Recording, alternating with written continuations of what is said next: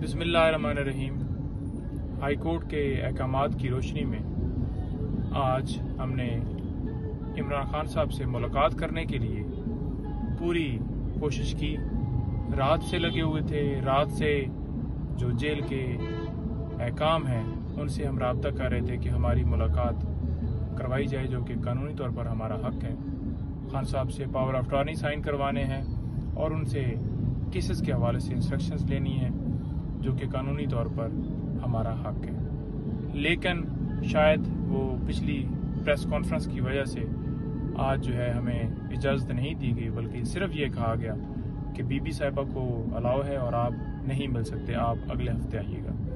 तो हमारी तरफ से किसी तरह से ना कोई मजम्मत की गई है, सिंपली हमने रिक्वेस्ट की है और पुरसुकून तरीके से आप देख रहे हैं कि बिल्कुल खैरियत से वापस जा रहे हैं और कोई ऐसी वहाँ पे लड़ाई या कोई हाथापाई नहीं हुई। जैसा कि कल वो एक FIR जो है दर्ज की गई थी, हमारे जो दूसरे दो मोअज़्ज़ज़ शेर अफजल मरवत साहब और बैरिस्टर उमैर न्याज़ी साहब आए थे और उन्होंने कोशिश की और बाद में जो है वो ये कहा गया कि इन्होंने आके लड़ाई की है और उनके ऊपर FIR जो है दर्ज कर दी कि इन्होंने मजम्मत की। हालांकि वो बिल्कुल ठीक थे, कोई उनकी वर्दियां जो हैं वो नहीं फटी हुई थी, क्योंकि अगर लड़ाई होती तो डेफिनेटली पुलिस इतनी ज़्यादा तादाद में होती है, तो दो बंदे अगर आगे से कोई मजम्मत करते हैं तो इनके भी तो कुछ कपड़ों के ऊपर कुछ होना था। लिहाजा उन्होंने उसकी हद तक तो प्री अरेस्ट बेल ले ली है।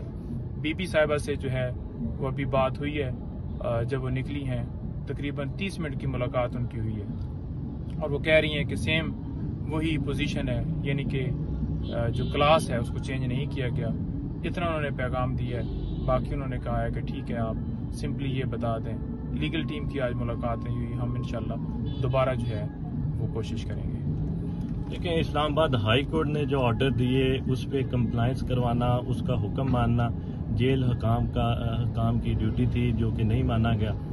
इस बाबत हम कल इस्लामाबाद हाई कोर्ट से रजू करेंगे और जेल हकाम के खिलाफ तौहीन अदालत की कार्रवाई करवाएंगे।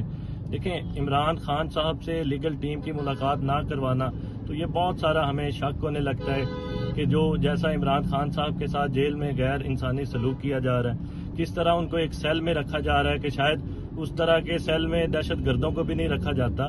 तो ये साबिक वज़ीर आज़म है, 27 साल उन्होंने इस मुल्क के लिए, रूल ऑफ लॉ के लिए जो उन्होंने कुर्बानियां दी हैं। तो ये सोचना चाहिए अदालतों को भी कि किस तरह उनके अहकामात को हवा में उड़ा दिए जाते हैं।